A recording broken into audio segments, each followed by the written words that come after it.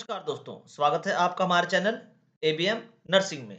तो आज का हमारा टॉपिक है nursing care plan for depression. तो चलिए शुरू करते हैं। सबसे पहले हम वो डॉक्यूमेंट देख लेते हैं जिस पे नर्सिंग केयर प्लान बनाया जाता है। तो नर्सिंग केयर प्लान बनाने के लिए आपको इस टाइप का डॉक्यूमेंट चाहिए होता है जिसमें क्लाइंट का नाम लिखा जाता है, नर्स का नाम लिखा जाता है जो भी प्लान को इनिशिएट कर रही है और डेट लिखी जाती है जब भी पेशेंट एडमिट हो रहा है।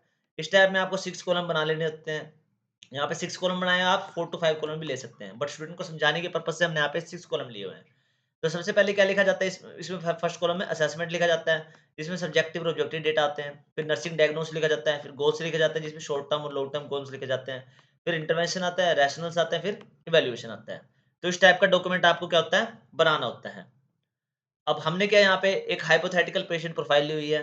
अब यहाँ पे आपको जो भी नर्सिंग केयर प्लान बनाया जा रहा है, ये इसको डिस्क्लेमर डाल रहा हूँ मैं कि आप ये कोई मतलब वो नहीं है कि आप इसको हेल्थ मेडिकल है वो नहीं एडवाइस नहीं मान सकते हैं। इसको जस्ट स्टूडेंट को समझाने के पर्पज़ से लिया हो और यहाँ पे जो प्रोफाइल ली हुई है, ये भी एक हाइपोथेटिकल प्रोफाइल ली हुई है।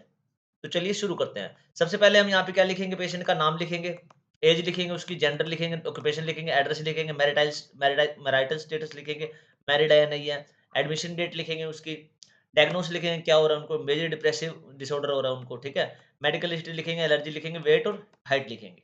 ठीक है? तो इस टाइप ने से आपने क्या करना है, पेशेंट प्रोफाइल बना लेनी है। जो बच्चे असाइनमेंट लिख के सबमिट कराते हैं, वो भी ऐसे ही पेशेंट प्रोफाइल बना के फर्स्ट पेज पे दिखा सकते हैं। उसके बाद थोड़ा उसकी हिस्ट्री जो डायग्राम बनता है पेशेंट की जो उसकी हिस्ट्री रहती है, ठीक है? जो मतलब उसका जो फैमिली स्ट्रक्चर रहता है, ट्री रहता है, वो बना सकते हैं। उसके बाद आप जो भी इसके सिम्पटम वगैरह वो दे सकते हैं, बाद में सीधा जैस एज़ इट इज़ जो भी मैं यहाँ पे लिख के दे रहा हूँ ना आपको, वो आप एज़ इट इज़ सबमिट करा सकते हैं, ठीक है? लिख के यहाँ से। तो सबसे पहला कॉलम क्या आ गया आपका असेसमेंट का। असेसमेंट में क्या आता है, 2 टाइप के डेटा आते हैं, सब्जेक्टिव डेटा जिसमें पेशेंट खुद बताता है कि वो क्या-क्या फ़ील कर रहा है और कैसा उसको लग रहा है। वो खुद मतलब अपनी चीज़ों को एक्सप्लेन करता है। ऑब्जेक्टिव डेटा कौन-सा होता है, जिसमें नर्स क्या करते हैं, खुद ऑब्ज़र्व करते हैं कि पेशेंट में क्या-क्या चीज़ वो क्या-क्या चीज़ जो बता रहा है और पे नर्स क्या-क्या चीज़ें उसमें समझ रही हैं और जो भी उसके वाइटल्स वगैरह चेक करके उसको पता लगता है। ये किसमें आता है, ऑब्जेक्टिव डेटा जिसमें नर्स ऑब्ज़र्व करती है सारा कुछ, ठीक है? तो सब्जेक्टिव डेटा में यहाँ पे पेशेंट क्या बता रहा है हमें कि उसको क्या है, हर समय समय पे क्या है, बुरा-सा फ़ील होता रहता है, सैड सा फ़ील होता रहता है। उसको कुछ कोई भी चीज़ मतलब अच्छी अच्छी नहीं लग रही है, बिल्कुल ही मतलब उदास-सा रहता है वो सारा दिन ही। और क्या कर रहा है, उसको कुछ भी खाने का मन नहीं करता है और ना ही किसी से बात करने का मन करता है। तो ये क्या है, हमें पेशेंट बता रहा है सब्जेक्टिव डेटा में। ऑब्जेक्टिव डेटा में हमने क्या लिखना है, फ्लैट इफेक्ट आ रहा है उसको और पुअर आई कांटेक्ट आ रहा है, मतलब जो पेशेंट है वो फ्लैट इफेक्ट से शो कर रहा है और क्या है, पुअर आई कांटेक्ट हो रहा है, उसको मतलब आँखें वगैरह भी नहीं मिला रहा है वो। उसके एनर्जी लेवल काफ़ी कम दिख रहे हैं और क्या है, उसको फटीग सा फील हो रहा है उसको काफ़ी, मतलब कमज़ोरी सी और थकान सी महसूस होती है उसको। उसके पर्सनल हाइजीन भी अच्छे नहीं है, जो हाइजीन होता है ना पर्सनल, वो भी अच्छे नहीं है उसके। स्टिल स्लीप भी उसकी डिस्टर्ब्ड है क्योंकि उसको इंसोम्निया जैसा फील होता है हो रहा है, ठीक है? क्योंकि उसको सैड सा रहता है तो नींद भी अच्छी नहीं आती उसको।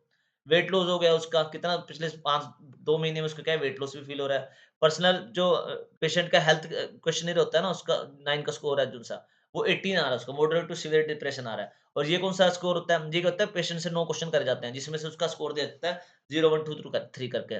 तो उनका टोटल करके निकालते हैं तो कितना आ रहा है, इसका 0 रहता है तो पेशेंट बिल्कुल खुश है, कंटेंटेड है, ठीक है? अगर उसका 0 से 4 आता है तो माइनर से कह सकते हैं, उससे ऊपर आता है तो थोड़ा और ज़्यादा कह सकते हैं, बट इसका कितना आ रहा है, पेशेंट का 18 आ रहा है, जो कि मॉडरेट टू सीवियर डिप्रेशन की तरफ जा रहे हैं वो। ठीक है? तो पीएचक्यू स्कोर कितना आ रहा है इनका? 9 का स्कोर कितना आ रहा है इनका? 18 आ रहा है। अब उसके बाद लिखते हैं हम नर्सिंग डायग्नोस। अब हमने डायग्नोस करके क्या निकाला? डायग्नोस कैसे निकलता है? सब्जेक्टिव और ऑब्जेक्टिव डेटा को कंबाइन करके क्या निकलता है हमारा? नर्सिंग डायग्नोस निकलता है। जो कि हमारा क्या आ रहा है?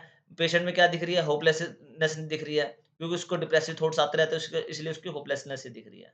इम्बैलेंस न्यूट्रिशन दिख रहा है उसका, क्योंकि उसको खाना वगैरह अच्छा नहीं लग रहा है, जो बॉडी की रिक्वायरमेंट उतना वो नहीं खा रहा है, तो उसका न्यूट्रिशन क्या है? इम्बैलेंस्ड हो गया है।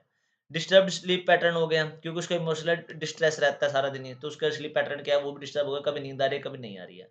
सोशल आइसोलेशन हो रहा है, अकेला-अकेला सा रहता है, क्योंकि उसको विथड्रॉल सा लगता है और लो मूड रहता है, तो वो क्या रहता है उससे विथड्रॉल सिम्पटम भी रहते हैं उसको, और क्या रहता है उसको जो आइसोलेशन का मन करता है उसको, मतलब अकेले रहने का मन करता है हमेशा, क्योंकि उसका मूड भी काफ़ी लो रहता है हमेशा।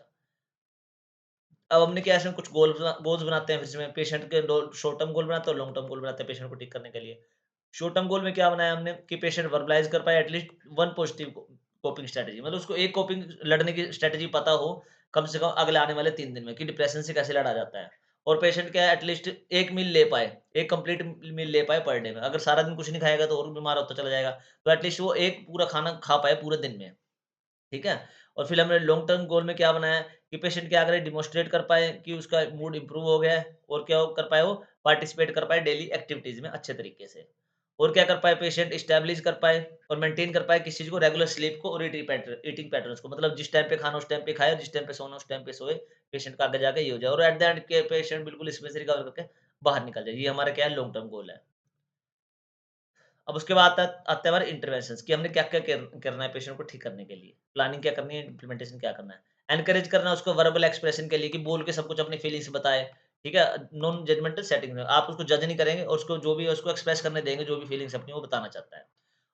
मॉनिटर करना उसके न्यूट्रिशनल इनटेक को, कैसे खाना खा रहा है वो स्मॉल क्या स्मॉल खाना उसको क्या स्मॉल मील्स को क्या करना है उसको ऑफर करना है, मतलब कम-कम खाना ऑफर करना है और वो भी फ्रीक्वेंट मील करना है। मतलब ये नहीं कि एक ही बार में पूरा दबा के खा लिया। थोड़ा-थोड़ा खाना उसको देना हर टाइम पे, मतलब कई बार देना खाना उसको दिन में, ठीक है? ताकि वो कभी तो खाए आराम से। और क्या करना है, एनकरेज करना उसको पार्टिसिपेशन के लिए, जो लाइट एक्टिविटीज़ और हॉबीज़ है ना, खेलना वगैरह हो गया, कूदना, डांसिंग वगैरह हो गई, उसमें क्या करना है उसको एनकरेज करना है, उसको मतलब पार्टिसिपेट करने के लिए। एजुकेट करना है पेशेंट को और उसकी फैमिली को, ताकि डिप्रेशन होता क्या है और उसके अवेलेबल ट्रीटमेंट्स क्या-क्या होते हैं। मेंटेन करना एक कंसिस्टेंट डेली रूटीन को, एक डेली रूटीन होना बहुत ज़्यादा ज़रूरी है किसी भी हेल्दी बंदे के लिए, ठीक है? तो उसका वो स्लीप शेड्यूल भी उसी से उसका निर्धारित होता है। तो उसको क्या करना है, इस चीज़ के लिए मेंटेन करने के लिए उसको क्या करना है, एनकरेज करना है। अब उसके बाद आता है हमारे रैशनल्स, जो भी हमने किया है वो क्यों किया है अभी तक, जो भी इम्प्लीमेंटेशन उस वो करे ना इंटरवेंशंस, वो हमने क्यों किए हैं। तो एक्सप्रेशन से क्या होएगा, जो उसके इमोशंस है ना, जो एक्सप्रेस करेगा उसको, तो उसकी जो इंटरनल स्ट्रेस है ना, वो कम होती चली जाएगी उसकी, अगर आप अपने फीलिंग्स को बताएगा तो। स्मॉल मील दे रहे हैं उसको ताकि वो मैनेजेबल होती है पेशेंट के लिए, और जिनके लो एपेटाइट हो रही हो ना, वो आराम से खा पाते हैं थोड़ा खाना। अगर ज़्यादा खाना दोगे तो नहीं खा पाएँगे, थोड़ा-थोड़ा खाना दोगे तो खा पाते हैं वो। एक्टिविटी और रूटीन से क्या होगा, उसकी जो एंगेजमेंट है और जो मूड इंप्रूवमेंट है ना, वो अच्छी हो जाएँगे उसके काफ़ी। साइको एजुकेशन दे रहे हैं उसकी, ताकि जो स्टिग्मा और जो प्रॉब्लम है ना समाज में इसके बारे में, उसको अगर एजुकेशन दे देंगे तो उसकी क्या क्या इंप्रूवमेंट आ जाएगी काफ़ी उसके अंदर, अंदर से उसको अच्छा फ़ील होना शुरू हो जाएगा। कंसिस्टेंसी दे रहे हैं उस करने के लिए बोल रहे हैं, उसको एनकरेज कर रहे हैं, ताकि जो रिकवरी में उसको सपोर्ट मिले और जो उसका कन्फ्यूज़न है ना, उसको कम होता चला जाए, अपना जो करियर का या किसी चीज़ से वो डिप्रेसिव थॉट आ रहे हैं ना, वो उसकी कम हो जाए और क्लैरिटी आनी शुरू हो जाए उसकी लाइफ़ में। अब लास्ट में आता है हमारा इवैल्यूएशन। इवैल्यूएशन में हम क्या लिखते हैं कि जो भी हमने अभी तक किया है ना, उसमें क्या है, क्या रिज़ल्ट आए हैं उसके। अब पेशेंट क्या कर रहा है, विलिंगनेस एक्सप्रेस कर रहा है, ताकि वो किस चीज़ में, कोप करने में और शेयर करने में फीलिंग्स को विद नर्स। मतलब वो उससे लड़ने के लिए विलिंगनेस भी शो कर रहा है, और क्या कर रहा है, अपने फीलिंग्स को नर्सेज़ के साथ शो भी कर रहा है। और क्या, न्यूट्रिशनल इनटेक उसका थोड़ा इम्प्रूव हो गया है। अब वो क्या है, 2 स्मॉल मील खा पा रहा है पूरे दिन में। स्लीप ड्यूरेशन भी उसका क्या 6 से 7 घंटे हो गया पर नाइट, जो कि ठीक-ठाक स्लीप ड्यूरेशन माना माना जाता है। ठीक है? उसके बाद क्या होगा, पेशेंट ने क्या किया, गार्डनिंग वगैरह स्टार्ट कर दिया और थोड़ा बहुत इंटरैक्ट करना स्टार्ट कर दिया फैमिली मेंबर से, जो कि उसके डिप्रेशन को बिल्कुल ही खत्म करने के रास्ते पे ले जा रहा है। तो ओके गाइस, यहाँ पे हमने क्या है, इसका वो प्रॉपर जो नर्सिंग केयर प्लान बनता है ना टेबुलर फॉर्म में, वो बना के दिखा दी, जो हमने ऊपर आपको डॉक्यूमेंट दिखाया था। उसमें हमने क्या है, जो भी आपको डेटा समझाया ना हमने, असेसमेंट का, डायग्नोस का, गोल्स, इंटरवेंशन, रैशनल इवैल्यूएशन का, वो सारा डेटा हमने इसमें क्या है पुट कर दिया है, और ये इस टाइप का आपका टेबल बन के तैयार हो गया, जो कि नर्सिंग केयर प्लान फाइनली होता है। आप यहाँ पे नेम वगैरह जो भी उसका पेशेंट का डालना है ना, वो वगैरह डाल सकते हो। तो आपका ये नर्सिंग केयर प्लान पूरा बन के तैयार हो गया है। तो okay guys, thanks for watching, please like share and subscribe ABM nursing. अगर आपको पीपीटी या पीडीएफ की फॉर्म में चाहिए एनसीपी, तो आप मेरे को कमेंट करके बोल सकते हैं। किसी और टॉपिक पे आपको एनसीपी बनवाना हो तो आप वो भी मेरे को बोल सकते हैं। हाँ, इस टॉपिक में कोई डाउट आया तो वो भी आप कमेंट करके मेरे को बता सकते हैं। Thank you guys.